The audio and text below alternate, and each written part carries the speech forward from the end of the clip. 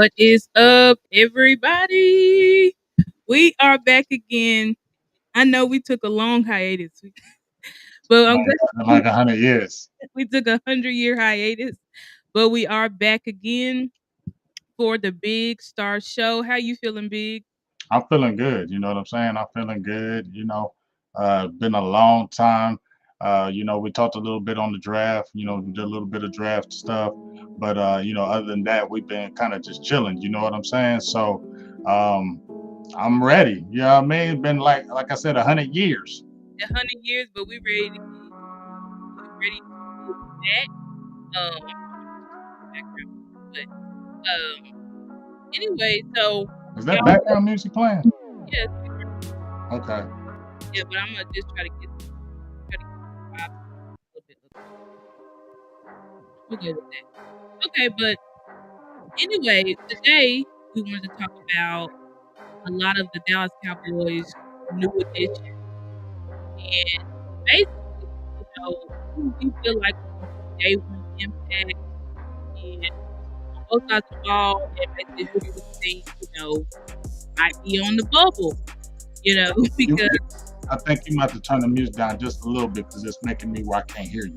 okay, I'll turn it down What's up, Vondell? What's up, Lansky? first. Okay, is that still too loud? I turned it down. Like, No, that's better.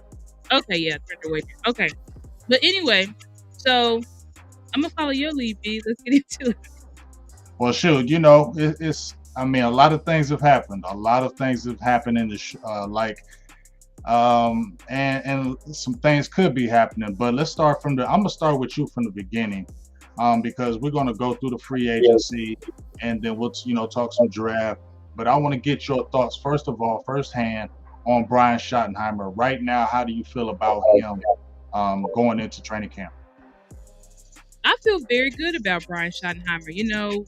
Um, I was one of the ones that I was not in a panic when we selected him. I know there was a fan meltdown when we originally picked, when it was announced that he was going to be our head coach. But I had been thinking about Shotty being a good candidate.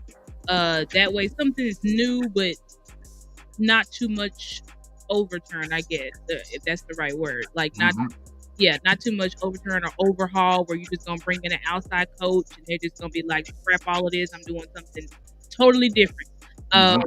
I think it was best to look in house first. Although I'm not gonna lie, my first candidate was Prime. I did want Prime. Sorry, it was Bill Belichick. I did want Bill Belichick. I know you say he old big, you don't want, but I I ain't want. I you see what's going on over there. You wanted all that with his girlfriend over here. See, that's why I'm glad he didn't come. That's exactly why. I am Because too. once he got that damn girlfriend, what's good with you? Once he got that damn girlfriend and started messing with her, and you was already saying it in the streets. I seen you saying it in the streets. I did not want that because all of a sudden now he talking on air. All of a sudden he is stoic, never said nothing in interviews. Now all of a sudden he got podcasts. Oh no, I don't want none of that Bill Belichick. I don't want the new Bill Belichick. I want the old one.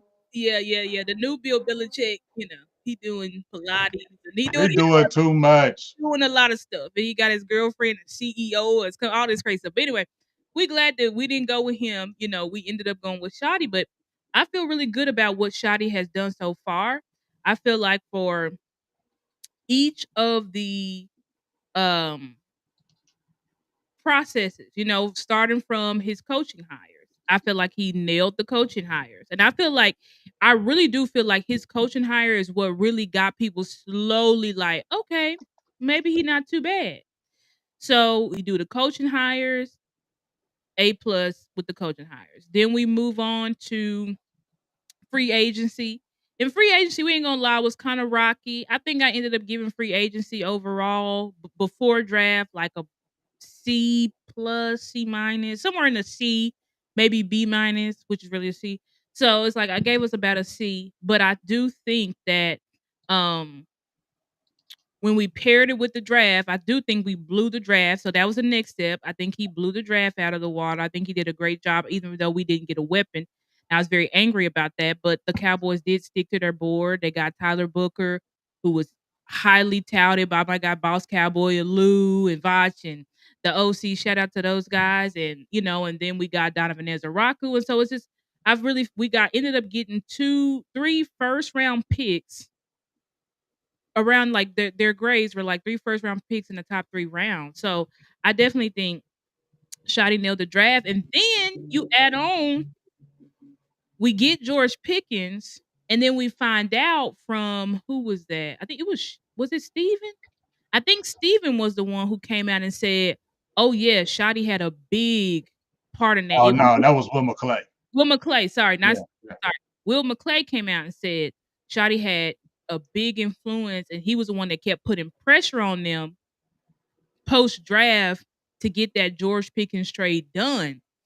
And I feel like the George Pickens trade says a lot about Shotty because you know how people are in the league. They're like, well, if Mike Tomlin can't handle you, then good luck with Shotty or any other coach trying to handle him. But the fact that Shotty was saying, no, bring him here. I want him here. I want him here. I think that shows you the type of mindset. It shows you that Shotty is not scared. So he's not scared to coach. He's not scared to bring somebody in here just because they have passion. And in fact, that's what he wants. He wants players with passion. He wants players who love football so much that if their team is losing, they're gonna get upset. They're not just gonna be sitting there like, "Oh man, we're losing," Mhm, you know? mhm, mhm. So I think overall, I'm really excited for what Shotty has done so far. Of course, we gotta see what it translates to in September, but I think what he's done so far, I think is a great job. I'd have to give Shotty an A for what he's done so far. Yeah, definitely. I'm gonna definitely give him an A because he's number one. He's Libra gang. I've been trying to tell y'all about Yeah. that Libra gang. Y'all don't be trying to listen to me. I'll be trying to get school y'all on these signs, man. Y'all be thinking I'm crazy, but I'm just telling you about backgrounds, dog. I ain't telling you about the everydays. I'm telling you about the backgrounds. And when Yeah. I seen first time, like I try to tell everybody, first time I really saw Schottenheimer, I think it was last year. I knew he was on board, but they started talking to him more, talking about with the run game, him coordinated with Mike now that Kellen Moore was gone. But one of the things that really jumped out to me when he first interviewed was his energy, his excitement. Like he was really like in tune into it. I liked it. And he was young. I don't want no old dudes. You know what I'm saying? He was young. You feel me? So, and he came from his pops, you know what I mean? So I was like, okay, but a lot of people were sour on that. Oh, old Schottenheimer, Marty Ball, you know what I mean? I'm like, I ain't going off of that. I ain't going off of how y'all feel with that. I'm gonna just kind of see it my way. I like this energy and I like this infection, you know what I'm saying? And Yep. so then when I just kind of started studying, when I seen they was gonna, bring him in, when I first heard it, I was like, man, ain't moving the needle for me. But Mhm. then I said, let me just look at this. But I ain't gonna lie. Once I heard him in his first interview, I was like, okay, I'm doing background checks on him now because Yeah. he said too many things I was feeling. So Yep. I went on there and found out he was Libra gang. His birthday is one day before mine. Yep. He's like 1 year younger than me. Oh, we vibing. So I know everything. I know everything in your brain, dog. So I know what we feel, what the passion we have. I know we about teamwork. I know we're about togetherness. I know we're about being real. I know we're about real conversations. I know we're about talking. I know we're about, hey, we're not gonna let things just slide. We're always gonna deal with things. We're gonna have energy. And and also the way we kind of roll is we can play the back. We can let other people lead and we can do all the thing. But once we get that where we are the leader, we're going to take full control of it. We're going to put our stamp on it and we're going to make sure everybody goes this way, but it's going to be an enjoyable way. It's going to be a fun way. It's going to be a tough way, but we're going to enjoy the ride with it. And I think that's what he's implementing. And that's what I'm seeing he's doing. And when I listen to all the people star, I listen to Will McClay, Zach Martin, I listen to so many players, personnel. The main thing they said about him, real, conversation, Yep. talking, those are the things that players want to do. You feel me? Mhm. Like players don't want to talk about football all the time. Mhm. Players want to talk about outside of football. I've been in locker rooms, I played, I've been in professional locker rooms, but you get what I'm saying? Like Yep. I understand the dynamic. And everybody ain't talking about the game. You're talking about life, your girlfriends, your friends, you're kicking it, you're talking about everything else besides the sport you're playing. You get what I'm saying? And when the coach can come in and tap into that and get basically really hone into that, Yep. the players feed off of that. They do. And when they see you really care about them beyond football, they play harder for you. And Yep. that's what you want. They definitely trying to make their money. But when they start playing for you, that's when it changes because these are grown ass men. That's why Deion said I don't want to coach in the league because these dudes is spoiled, they pampered, they get that money, they don't listen to nobody. So I don't want to go to the league. I want to stay in college. Well, at least they're gonna listen a little bit. NFL they don't. So he's telling you the real right there. NFL players don't listen. So you got to have a real impact on. You got to be a real coach to be able to reach these dudes. And right now, I believe all these things are happening. Now you just got to see wins on the field. But I believe when you're doing this stuff the right way, wins come. They happen. And those tough games Dallas used to lose, I Mm-hmm. feel like these are the games now when you have a real coach. I'm not saying nothing about McCarthy, but when you have that realness, when you have that togetherness, when y'all are together, when y'all actually are family, that's when y'all go above and beyond in these tough games. You don't make those mental mistakes that you used to, false starting and holding and jumping off, and you too deep on the safety. You get what I'm saying? The little tiny things that used to always kill us, and then the coaching mistakes. Mm-hmm. So I just feel like it's starting to go hand in hand. Obviously, we need to see it when it comes on the field, but I'm excited about that part of it at least because I feel like there's a real coach in there and he's talking real, and that's the biggest thing I love about it. He's being real. Being real. I agree with that. We got to give you some claps on that. I think that was a great breakdown. I think that with Shoddy, and some people, and before I go, shout out to Frankly Football. I just did a show with them on, I think it was Monday or Tuesday. It was an awesome show. Thank you for chiming in. And thank you to Eric, who said he just subscribed to my channel. I really appreciate you. And he said he's an Eagles fan. I appreciate that. Hey, I love it. I love it. The Eagles fans can come in here now because Exactly. you know what? I think Eagles fans ain't so mad now because they won a Super Bowl. So they just coming in fees. They ain't tripping no more. We won a Super Bowl. We ain't worried about you damn Cowboys. So they coming in with peace now. You feel me? They was coming in war before they won the Super Bowl. But all the Eagles fans now, they come and talking, have a conversation. Oh, yeah. Wrong. Brunson and them was having converse. They was just kicking it. Nobody kumbaya, nobody arguing no more. Nobody fighting. Yeah, that's what happened when you win a Super Bowl. People Yeah. get nicer. Exactly. When you win Super Bowl, they ain't worried about it. But I don't have no problem with Eagles fans. As long as you're being respectful, you can come in. I welcome all fans from all teams, sports teams, or whatever. So I really appreciate that, Eric, for subscribing. And, I think with Shoddy, because some people are like, what's the difference? Jason Garrett talked about culture building too. And what's the difference between Jason Garrett and Shoddy? And I'm like, I feel like Jason Garrett, like this is a man that he didn't have no skins on the wall like that before he became our head coach or even our offensive coordinator. Like he was hand selected by the Jones because the Joneses knew him since he was a little boy, and they're like, yeah, one day he's gonna be our head coach. Just like they was trying to do Jason Witten. But when you look at Shoddy, like this is a guy. Yes, he did have a legendary coach, so he got that first-hand knowledge and experience. But Shoddy also got it out the mud. He didn't come in and automatically, now I'm an OC, now I'm a quarterback. So no, he came in, he was quality control coach. That's at the bottom. It's like you need to start at the bottom. You need to work your way up if you want to be something in this league. And I feel like with the guy that has 15 years of not head coach, but just 15 years of coaching experience, what makes him different. But then what you talked about, Big, is about his authenticity. There was rumors that Jason Garrett, he really wasn't.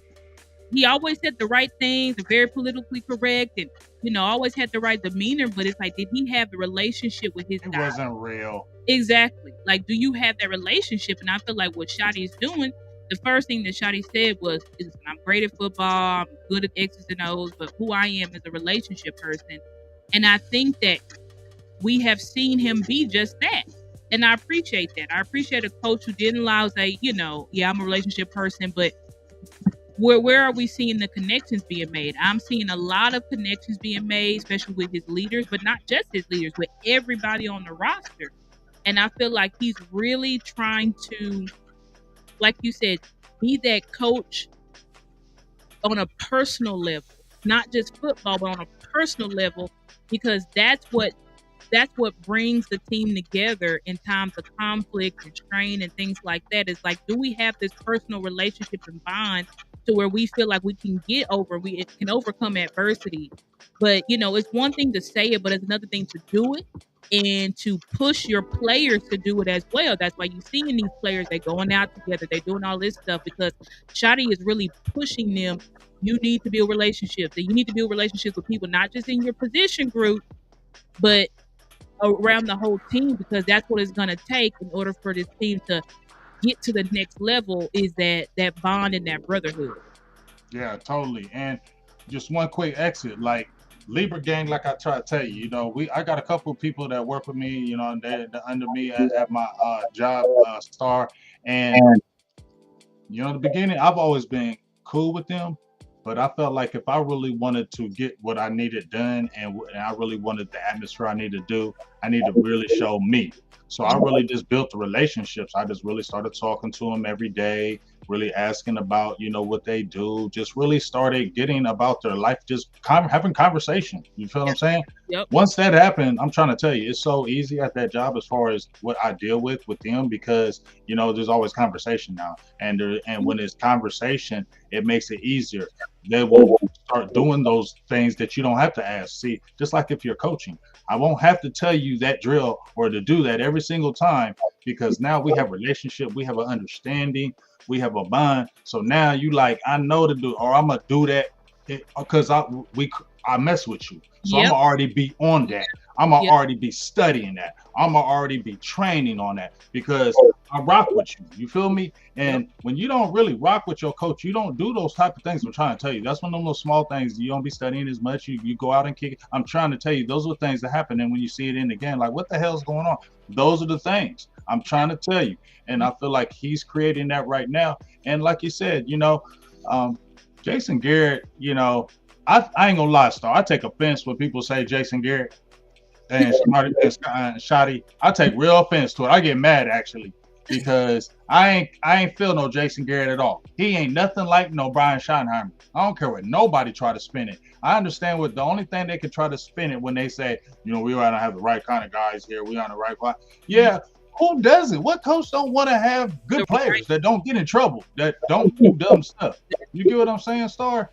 And what you said was Jason Garrett left from the Dallas Cowboys from being a player, went over to Miami, was a quarterbacks coach, came back over to Dallas and was an offensive coordinator, and then became the head coach. Schottenheimer been an offensive coordinator for multiple teams. He been a coach. You wasn't a coach.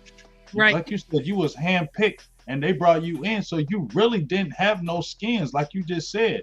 This man has actually skins. He just ain't been the head coach. But he also said, I wanted to when it was my time, when I felt it was the right time. And now I feel like it's the right time and I'm going to go all the way in. And that's what I feel like he's doing. And I feel like this is the perfect storm and the perfect time. He doesn't have a team that's in full rebuild mode. That was just in what you call lame duck mode. Dallas got a team. That was lame duck. They weren't trying to do nothing for that team. I tried to tell y'all last year they weren't trying to do nothing for that team. I said when they said that all in, I said they ain't doing that. They ain't doing none of that all in. They waiting for him to be done and get out of there. And then when they get that guy they want, they go do things. And now they got a handpicked guy who's homegrown. Mike McCarthy wasn't homegrown. They brought him in because he won a Super Bowl, but he wasn't homegrown. So Schottenheimer got skins on the wall. He homegrown. He gonna have a longer leash, and I believe what he's gonna create is good. But I want to talk about a few things as far as the free agency tip. Mm-hmm. All right. So I love how we got Osa. That was the key. I thought that was the key. I don't care how they try to play Osa like he ain't all that. Yeah, we understand he wears down in some games, but Osa is a good, steady player that you need to keep on your team. You get what I'm saying? Like, he's the type of player, he needs to be on your team. He's not great, but he's very good, and you need those type of core players to stay with you. Right. You get what I mean? So that was an important signing to me. And then Shotty went out to dinner with them, took them out. Like, you feel what I'm saying? And also was already talking about, I'll run through a wall for this dude. Boom, you got him. So then you see just the little pieces that they got. I like the Solomon Thomas pickup. You know what I'm saying? He's an active player on the line of scrimmage. I know we need the one tech. I know we need the big boy. I know we need that. That's for sure. But I like him as a good rotational player. He's a hard worker. He plays 100 miles an hour. He's a leader. That's the biggest thing. He's a locker room guy. He's a leader. Yeah. And I think he's not trending down. I think he is still. And White Cotton was his coach at the Jets. So I feel like that's a good marriage. And I also feel like Sanborn and I think Kenneth Murray is going to be an underrated pick, Star. I understand why they hated on Kenneth Murray. But I feel like him getting with Eberflus and getting around this core, he's going to be a better, more disciplined player. What you think? Absolutely. I was through the moon. I was shocked that so many people were down on Kenneth Murray. I was like, I love Kenneth Murray. And it's like, I understand that, they say when he misses big and stuff like that. But I'm like, listen, the guy has all the tools that you need.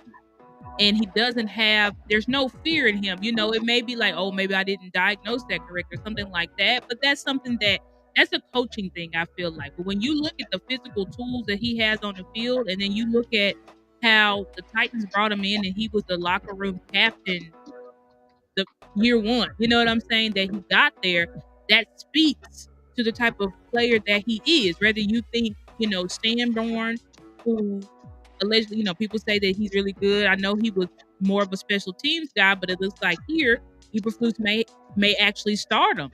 Because I mean, when we look at the notes from shout out to all the beat reporters that were at OTAs today, but they said the linebacker starting is Sanborn and Kenneth Murray.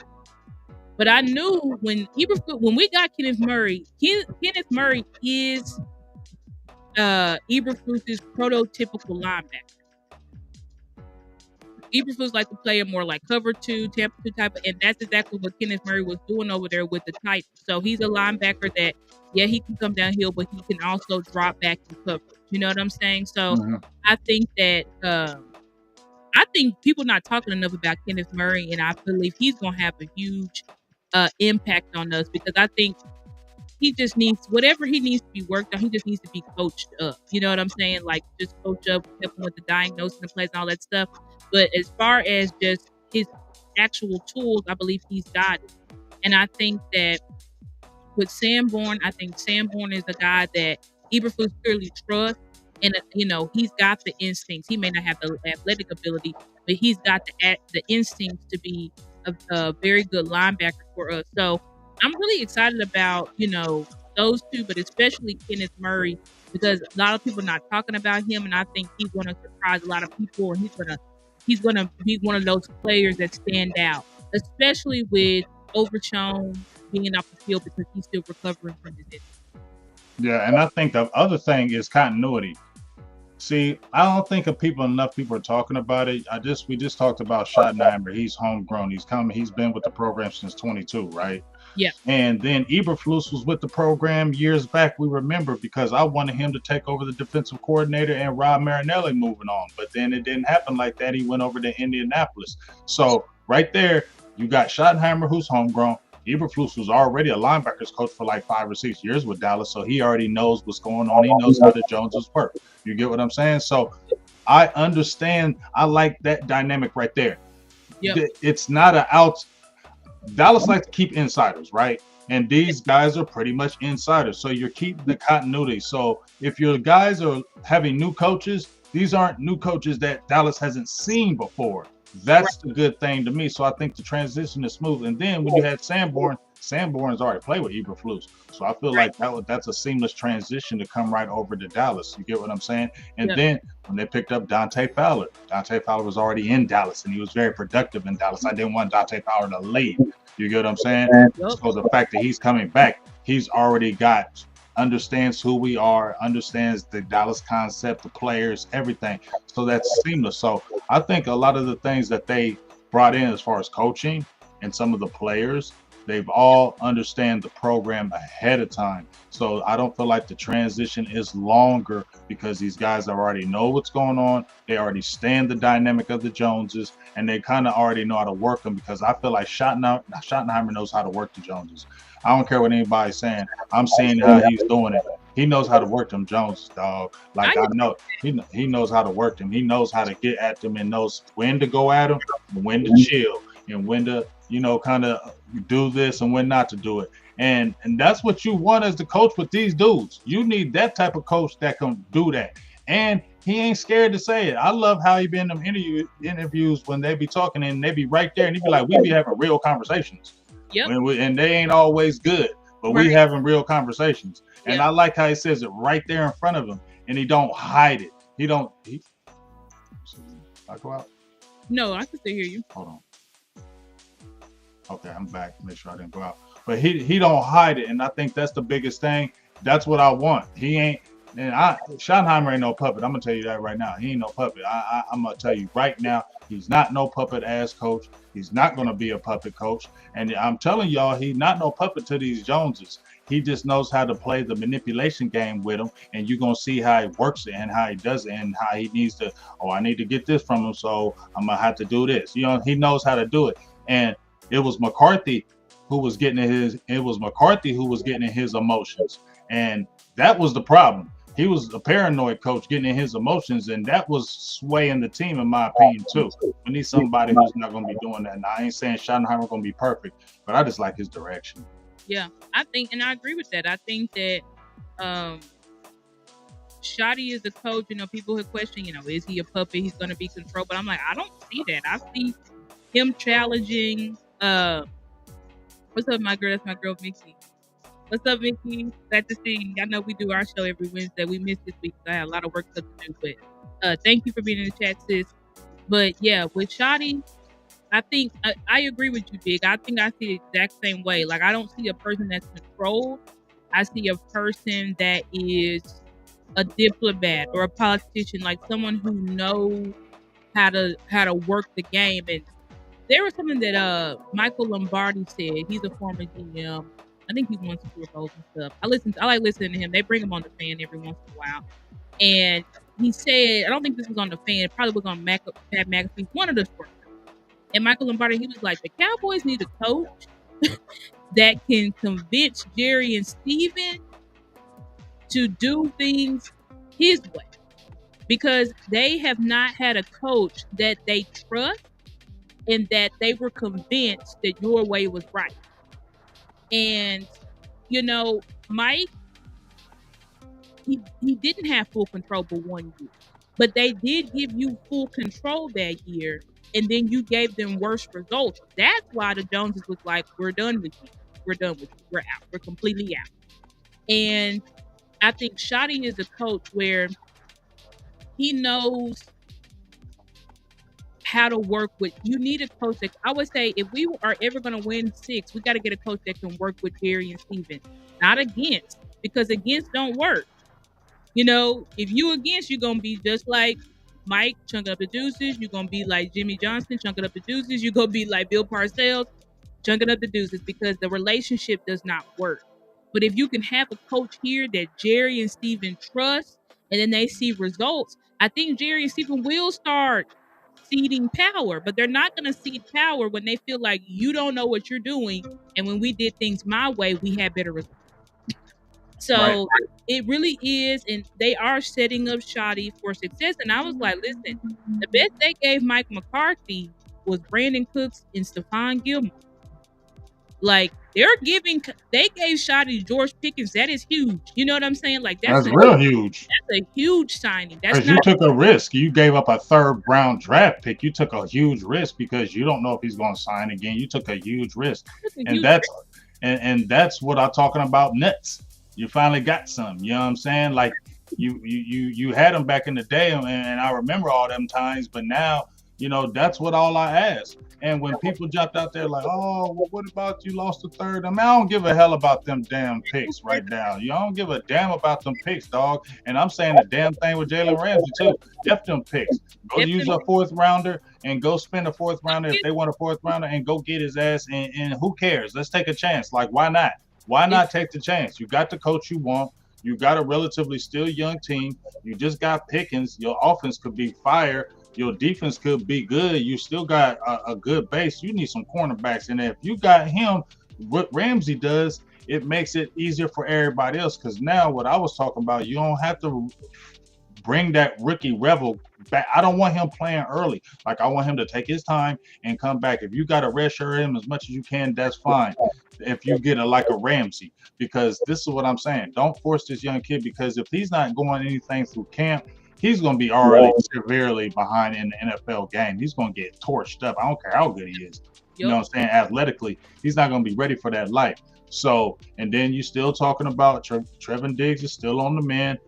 Bland, okay, we like Bland, But you bought Kyer Elam. We don't know nothing about him. You know what I'm saying? He first rounder, but we don't know. Buffalo wasn't giving him no high marks. Then you talked about I like Butler, but he's still coming back from injury too. If you get a Ramsey and you get a Butler, if you get a Ramsey, then Bland. I like Bland in the slot. I've been telling everybody from day one. I love Bland from the slot. Yep. I said this ain't my money, Star. This ain't my money, Star. But if I'm not doing it. I don't want to do the number one corner money for Bland. I ain't hating. Get your money, dog, to go get all of it. If you got it, go get it. But just for me, I don't think he's the number one type guy. And and so get back Diggs. You feel me? Get on that outside. Get well. You got a Ramsey right there. Because they said after 2025, the money ain't guaranteed no more, dog. So y'all got to out if y'all picked them up. Yep. Are we dying if you lost the third and fourth rounder? I saw the Rams and these other teams lose third, fourth round, first rounders, and second rounders. They bounce right back and get right back in it. Dallas will be okay. We'll be okay. We've held on to picks for years, and where is it gotten? It's like, listen, go out and get these players. If these players that can add to your team with championship pedigree, I ain't giving him no second. Yeah, that's too high. That's Church, hell no, Ty. You my dog. You my dog, Ty, but I can't give him no second and a fourth. Hell no. He ain't. Not at 31. Not at 31. But he can definitely still come in here and help us. You know what I'm saying? There's been conversations of maybe him playing safety or whatever. I'm like, listen, just bring him here to the team because we know that he is better than our safeties. Anybody we got. Exactly. It's like, go ahead and bring him in here. And I agree. And I'm liking what I'm hearing is that Bland is practicing first team, but in the slot. I was like, yes, because that is who Bland is. I heard him mad though. He probably is a little bit mad because he want to get that big corner money. But it's like, Bland, we've seen you enough on the outside to know that is not your strong suit. We can keep you out there, but you are best in the slot. You do not have the high end speed that it kind of takes to cover number one wide receivers here in the NFL. Unfortunately, we've just seen you get torched too much. So it's like, but we know you're still a great player with great ball skills, but we need to put you in the right position. So I'm glad that the Cowboys are not just, because typically it's like with the Cowboys move Bland, they be like, no, he's an all pro, he's outside, we're keeping him outside. Well, maybe that's the Shoddy effect. The Shoddy effect, Eberflus, whoever is like, no, we think you feel best, be better in the slot. And I like that type of mentality. I like how we got these new coaches to come in here and look at the players with fresh eyes. There's no sponsors. They're just evaluating talent and saying, for my scheme, this is where I feel like you would fit best. This is where I feel like you would shine best. And I appreciate that because I just feel like it's the little things that Dallas needs to do and change in order to really push and, get over that hump. Like you were saying, like it's the little stuff like togetherness and, making sure players are on one accord and not up all night when you got a playoff game the next day. Like simple things like that can be the difference because when you look at these other championship teams, they're doing the little things. Like, yeah, when you look at talent, it's like, yeah, we can compete, but why is it that constantly in these tough games we're competing but we're not winning? Competing but you're not winning. And so you got at that point you're going down to the detail. And it seems like this, from what I've heard about the players, from all the players, they're saying details and energy. That's the thing that I keep hearing. Energy and details. And I know Mike McCarthy said a lot about details, but I think with Shoddy, Shoddy to me is approaching this whole thing like he sat in the passenger seat looking at Mike. So he knows where Mike did good and he knows where Mike made mistakes. And so he's going to do his best to correct those wrongs because I believe Shoddy really does want to prove, it hurts him that his dad was his legendary coach, but never won a Super Bowl or got to a Super Bowl. So I think he wants to do that. And I think he's trying to do everything that he can to make sure that we can get that he can get that goal, which is to ultimately help Dallas win a sixth championship. Well, I totally agree. Here's my thing with this Star.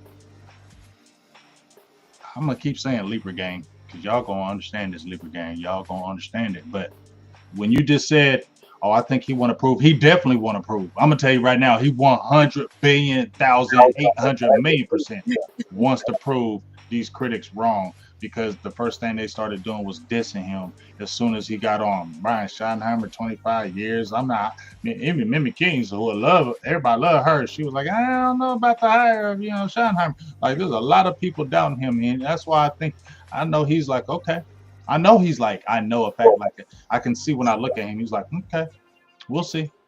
And that's I like a coach. I like a coach like okay. I wouldn't see Mike McCarthy doing that to me. In like Shotty will be like looking at you like, okay, yeah, you think that, but we gonna beat you. Like that's the kind of coach he'll talk to you like that. You know what I'm saying? Like Jason Garrett wouldn't talk like that. He was a damn robot. And McCarthy would talk. You feel me? He would talk and be open, honest, but not. I mean, I'm just trying to tell you, Schottenheimer's the approach. And I also heard. I think I seen Tuck and I seen some other people say, "Well, is it?" I think Botch had brought it up too, where is it just Mike McCarthy fatigue? Because I seen Wanye saying, "We're happy again," and whenever there's a new coach. Everybody's always happy when the new coach is here. Everybody loves what the new coach is doing. We just love it here. But honestly, I just feel like this is different because I don't feel like this is just something that he's throwing out there for because this is new and fresh. This is going to be a standard. Yep. This is what it's going to be here. This ain't going to be no flash in the pan type thing. This is going to be the standard here. This is what we're going to live by. Because if you've been listening to him talk, that's what he's been talking about. This is going to start being the standard here. This is what we're going to start doing here. This is what we're going to be here. And when he talks like that, I like that because it gives me that confidence when we go in these games. We didn't go in these games confident like that, in my opinion. We didn't go in these games like that.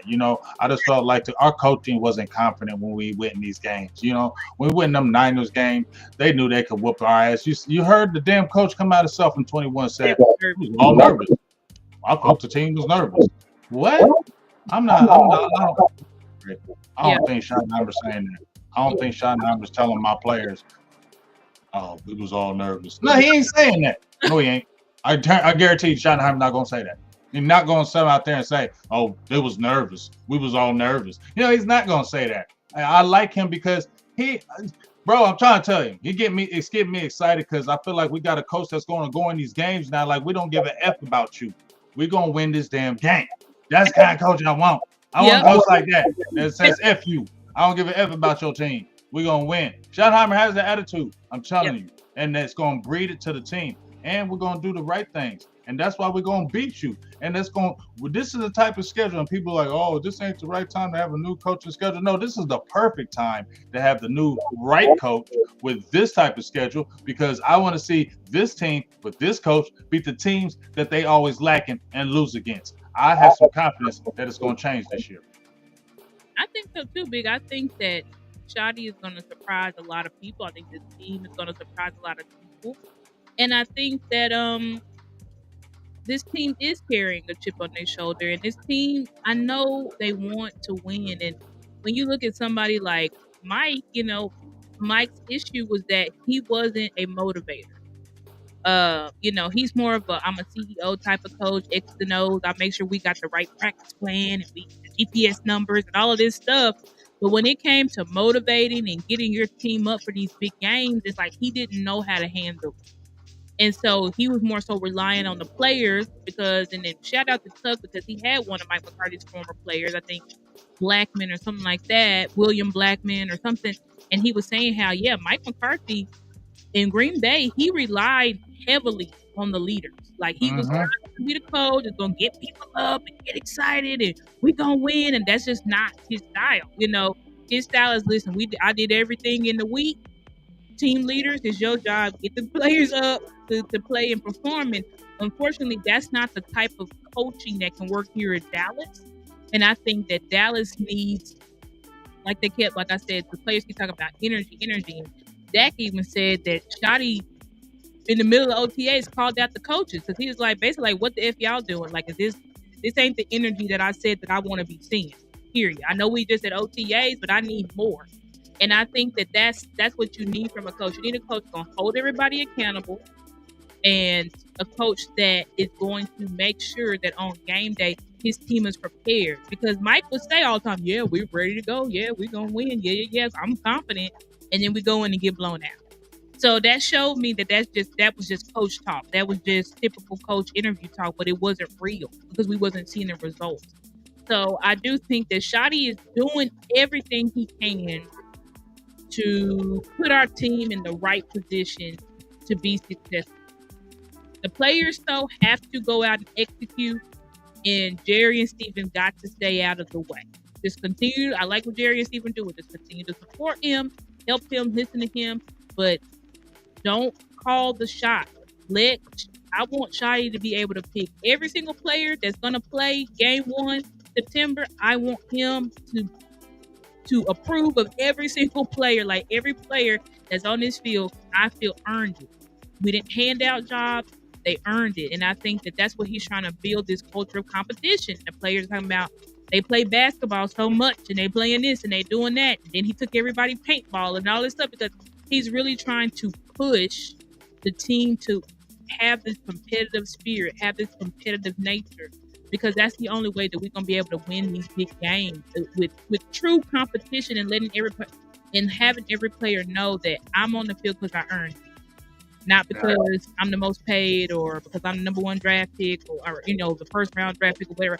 I'm on the field because I earned this. I earned this spot. Yeah, and I feel that. And let me ask you, because we were talking about what players that you think are going to come in and make an impact right now. Yeah. Who is, I mean, obviously, let's go on the offense. One person, let's say from free agency, not even offense, just free agency. What one person do you think will make an impact from free agency? For sure, Dante Fowler. That's why I bumped up our grade. I think I had it at like a D or a C minus. I think I might have put it at like a B minus because of the Fowler pickup. Because Fowler is 100% a pass rush specialist. You know what I'm saying? And he's the guy. This is a walking. I mean, he went to Washington, who had what 10 plus sacks, and that was with very limited snaps. So it's like, imagine if you actually gave him more snaps. People forget, like, Dante Fowler used to be that dude. You know what I'm saying? Like, he used to be that dude. Unfortunately, he went to a couple of teams and kind of got buried under the depth chart and stuff happened. But, I think that he's still that guy. It's all about just giving him those opportunities. So I definitely think Dante Fowler is a guy that we know for sure is going to come in here day one and is going to really help us. And I would say as well, because we did most of the free agency with defense anyways. And you know what? I will throw this name out here. Javonte Williams. I don't know if we're going to get somebody. I would love if they want to get an upgrade and trade a pick. If Shotty's like, listen, I don't like this. I want something better. Get it for him. Whatever Shotty wants, get it for him. But I do think that Javonte Williams is our low risk, high reward player, to where we only paying him like a couple $1,000,000. But we got to remember, when he was coming out of UNC, he was special.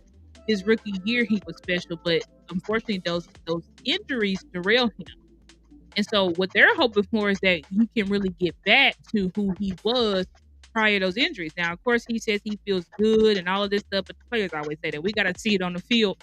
But I do think that he is a guy that could really help us. And I think, if you're going to look at his past year's films with the Broncos, they were not running a scheme for him. They were running a zone scheme, and he's not a zone runner. He's a power gap scheme runner. He's a one cut and go. He's not going to be doing twists and turns and spins, and I'm going to do the cut back, and I'm going to do like, that's not him. So I think that if he looked a little bit wonky in the Broncos offense, is because that offense was not for him. But now he's coming to a scheme where I think we're going to run more power, gap type of scheme, especially with running the football, and that it's going to fit him like a glove. Because you got to look at somebody like Clayton Adams, who took I forgot what's his name, James Conner, who was a jag, and then all of a sudden he comes with this new scheme and all this stuff, and then all of a sudden James Conner gets back to back 1,000-yard seasons.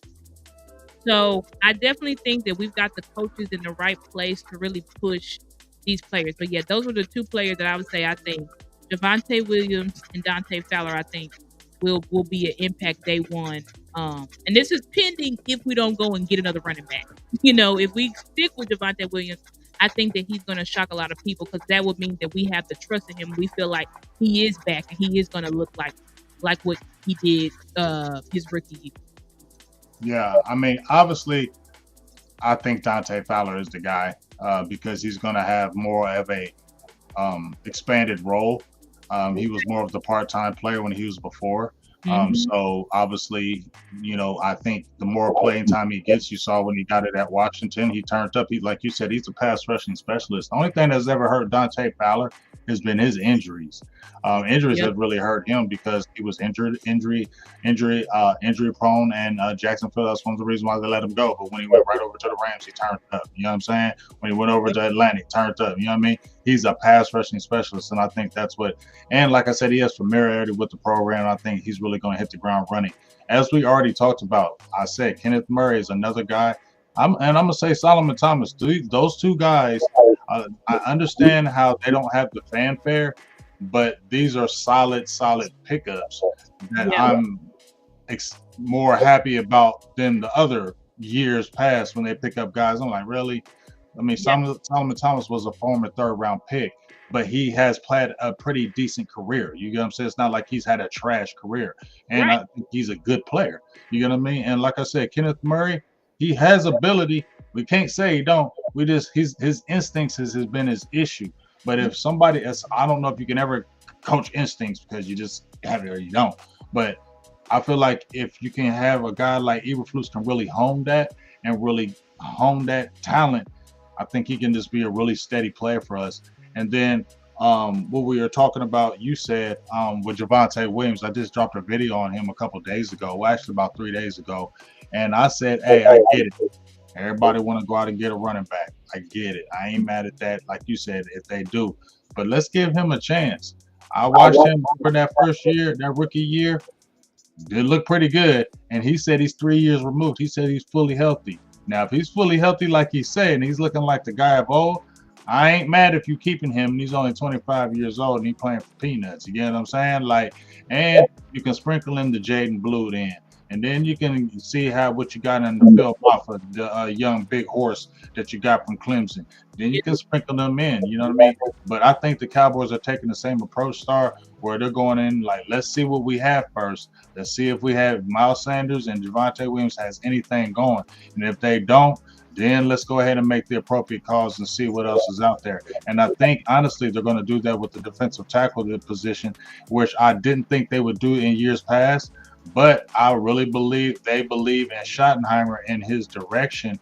And the proof is in the pudding. When they got George Pickens, they have some belief in him. I ain't see them do that with no Mike, like you said. They ain't do that for McCarthy. You know what I'm saying? And they did it for Garrett. But I think that was a situation where they were like, the fans is on our ass. We need to do something because I remember fans was kicking their ass when we was 3-5 after that 2017 season. It was a lot of pressure on them. So I think that's one of the reasons why they did it. But I feel like they believe in him and they're really going to make an attempt to see what they have out there in the running back world and the defensive tackle world if it doesn't work out what they see in camp. Yep, I think so too. I think with a defensive tackle, they're gonna add somebody, but they probably gonna add somebody late, or they're gonna wait. June 1st is coming up, so June 1st cuts is something that we should look at because teams are gonna release some people. I don't know if nose tackles gonna be released, but we've gotta. I'm gonna be watching the June 1st cuts because there's a couple of guys that's like, oh, I would love if we could bring them in, but because with the DT, position, it's like, yeah, you got Mozzie, but it's like, who do we have behind Mozzie? Who do you have? Who do you have to rotate? And you have Justin Rogers, but that's a second year player who didn't play last year. He was on the practice squad. And then behind him, all you got is two rookies. You got really one nose tackle, Jay. Now, I did a film review on Jay. I love Jay's game. I think he's great, but we got to be realistic here, guys. Like, right. He's a rookie. You know what I'm He's saying? a rookie. He can help. Like, if you give Jay limited snap, he can help. I'm not saying he's just gonna be getting blown off the balls, but I'm saying like to put. He you can't put him as the man. You can't come in here and put him as the man. You know what I'm saying? Big bodies get on him. I know he looks strong, guys. I know what he did to you at What is UCLA, but he ain't coming in the league doing that. These is old, these is grown ass men. He wrong? 22, 23. These is grown men, and they know technique. They know how to get up under you. They know how to get you up out the way. So they just don't have power and strength. They have technique. Especially guys that have been in the league. You're dealing with these guys as pros. So Yeah, for us to think Jay Toyle, and I did a video on him, I love him. And love I love Togans. They go hard in the paint. They have long careers, so I love that. But to us think really he's gonna come in and really just shut it down, that's just false. And for me to believe that Mozzie's gonna come in year 3 and just turn up, I don't believe it. I'm sorry, Mozzie. I want to believe it so bad in you. I want to believe it, but I just don't. I'm sorry. So go get that veteran. Get somebody that where you them guys ain't got the pressure of being the guys, and then let them kind of come in as a rotational piece and help out that way. I don't want them guys coming in being the man. I don't want Mozzie being the man. I know he's going to be the starter because he's the first round draft pick, but let me get some other guys in here because I'm sorry. I mean, I don't feel good with a Mozzie and a Osa starting as my 1 and 2 guys. And I love Osa. I like that. But, yeah, I ain't Mozzie there. Yeah, I feel you, big. I'm high on Mozzie. I think Mozzie's gonna have a breakout year. I I hope think so. I think he's trended up, but even with Mozzie, like you're gonna need someone else. Like you're gonna need someone else because let's say Mozzie does, like I think he's gonna break out. Okay, but what if Mozzie hasn't missed a game? What like you can't pigeonhole yourself to where my whole life is in this one person. Mm-hmm. It doesn't make sense. Like You need that. you need depth. It's just like Philly when they went to the Super Bowl in 2022. They had Jordan Davis and stuff like that, but they're like, we need to go get some more vets because this is not. You need more. Like you can never have too many nose tackles. You know what I'm saying? So it's like we need to get somebody in there because we know that that's essential. And yes, I am happy as hell that we got Pickens and all the additions. I'm happy as hell with what we've done from the off season to the draft to everything. I'm ecstatic about it. But we do have some positions that we're gonna have to get corrected if you want to be serious, And Shadi, he said that the game is won in the trenches, and when you look at all of the NFC East, the trenches is strong, and I'm like, yeah, especially defensively, the defensive tackles in our division is crazy. So it's like we really are gonna have to have somebody to come in here and help us just shore up the line and kind of like just give us the confidence. Like when we brought in Hankins, and it don't have to be somebody that's super expensive or whatever, but you just need a nose tackle that can come in here that can withstand double teams and not be getting pushed 5 to 10 yards off the ball. Yeah. Like that's pretty much what you need. You don't need somebody. I'm even fine. If they want to bring Linville back. I don't know if he's still playing, but if they want to bring him back, bring him back. Because It wasn't bad. yeah, Linville played pretty well for us, and again, we only need you for a few snaps, couple snaps, handful of snaps a game. So, whoever they want to bring in, I'll be glad with it. But they got to bring somebody in. But I think that, like you said, Big, they probably gonna look to do it at camp. If they do bring anybody in, I don't see them signing anybody before camp besides Micah possibly. But I think everybody else is they gonna evaluate. They're at the point where we're gonna evaluate, and then we're gonna see, oh, do we need something else? Mm-hmm. And they probably like to make trades at camp too, so they could. One of these players, that's on the fringe, like a Damone Clark or our status or whatever. Don't be shocked if they get shipped out. Because the Cowboys like to do that, like that trade swap. They've done that 2 years in a row where they trade player for player. So that could possibly happen at campus. Well, like I said, I'm not gonna leave anything unturned now, just because I think they like the coach, and I think that's the difference. I'm not saying they didn't like McCarthy, but I just feel like it's different. Right. I can't break it down. It's just different, Just a and different- I yeah. don't know how to say it no more. We're gonna see it in camp. Yep. I agree with that. I think it's just different, and I think, yeah, I think the Angels are just. I mean, the Angels. I think the players are just speaking about the energy, the energy. You know what I'm saying? And I believe Mhm. it because everybody keeps saying it. Like I believe him. I believe that the energy is totally different. And even Tyler Guyton, he spoke about. It. He was like, it just feels just totally different. You know what I'm saying? It's like it's the same players, but it just feels we know Shoddy, we've been knowing Shoddy, but it just feels different. And it could be, but I don't think it's just Mike McCarthy fatigue because I don't think the players dislike Mike McCarthy. I think the players like Mike McCarthy a lot. I just think that at the end of the day, he didn't have enough. He just didn't have what it took to get over the hump here. I think Mike McCarthy is a good coach. I just think in this environment, him and the Joneses and Mike McCarthy did not work. It just was a marriage. I say this: it's a marriage that should have never happened. Like it just did not work. It was never going to work. I think Mike was desperate and he just took the job because he was on them streets. And I thought that it was very intriguing because it's like, ooh, I could become the coach of the Dallas Cowboys. When he got here, it's like Jerry treated him from day one till he walked out the door. Jerry treated Mike like a simp. He treated him like, I don't care what you say, like I'm gonna do what I want. Because they was doing a lot of stuff with Mike McCarthy and Dan Quinn. They treated both of them like, y'all take what we give you, do what we say. It's like they didn't have no control. And I believe that if you look at Dan Quinn, couldn't do shit here, but as soon as he goes to Washington, they in the NFC Championship. So I think some marriages between owners and GMs and coaches is just not good. And Mike McCarthy and the Joneses was just bad. So, but we're hoping that Shoddy can be that difference maker because we always said we need a coach.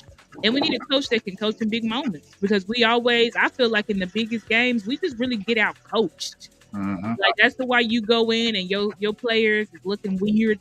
They all pros, but then go and play our game and like they don't know what the hell going on because it's like we just didn't have the coaches. We never had the game plans. We always go into playoff games undisciplined. It was just little stuff that was just killing us, killing us at this moment. So hopefully Shoddy can clean that up. Hopefully. Yeah, the main thing that you just said, when I looked at McCarthy, he lied to get on. He did lie. I mean, and he admitted he lied. He lied. That right there threw me off. Mm-hmm. And maybe the Joneses didn't respect him after that. Maybe because they didn't even know that, and then he came out and said something like that. Maybe they looked at him like, "What?" I mean, you never know. Yeah, we don't know because I don't feel like Jerry and him felt like you lied. You stood up here and said, "Yeah, I watched every game and I watched because I studied Mike McCarthy because I was so hyped when they finally gave him the keys in 2023." And he said on that hour long interview he did in his barn, like, yeah, this is what we did, and we studied, and I formed this group, and I remember that. And the coach that I love is Shanahan, and I've really been watching him and taking from his offense. And it's like, but when we looked at our offense, we're like, where is none of that? No, it was Green Bay's offense all over again, with maybe a little bit of tweaks, but it wasn't this innovative offense that you said you worked on. Yeah. And clearly he said he lied. So he was lying. He wasn't working on I mean, nothing. You lied to get on. You know what I'm saying? So, yeah. I mean, like I said, that's the biggest thing that just disappointed me. And I just feel like the differences between McCarthy and Shoddy is truth and realness. And I feel like that's going to carry this team differently, and we're going to see it. I can't stress it enough. I just feel like you're going to see it yourself.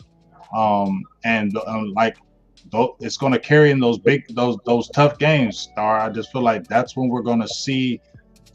When have we came out of a game and said, "Damn, did you see that coaching? Did you see that coach? Where do we ever come out of games where we just coached his ass off?" I don't hear it ever. We haven't seen it. You get what I mean? Yep. So, but I don't know, man. My headphones is acting weird, dog. They acting weird.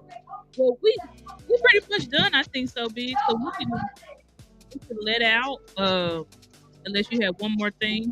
No, I'm good, but I do want to say one thing. I appreciate you. I love you, Star. I love you. I love you. If y'all only knew how much I love me, you just my nooker. You just are like I love you. We be having real conversations. Like y'all don't know, we have real conversations. We sure you feel me? And they be real ones. But we got but we also have see a lot of things eye to eye about a lot of shit in the world. Like we Right. The shit that you be talking about, I'll be like, I'm right there, but I can't talk about that. we are, I let you lead it, and then I just jump in. we be on the same face about a lot of stuff. I'll But be seeing you post. I'll be like, yep, Starvey on it. Yep, yeah, I agree. I'm 100 exactly. with you. I'll jump right in that tweet and be like, mm-hmm. That's how we be. But anyways, guys, thank y'all so much for joining us today. We had a great time. The Big Star Show is back.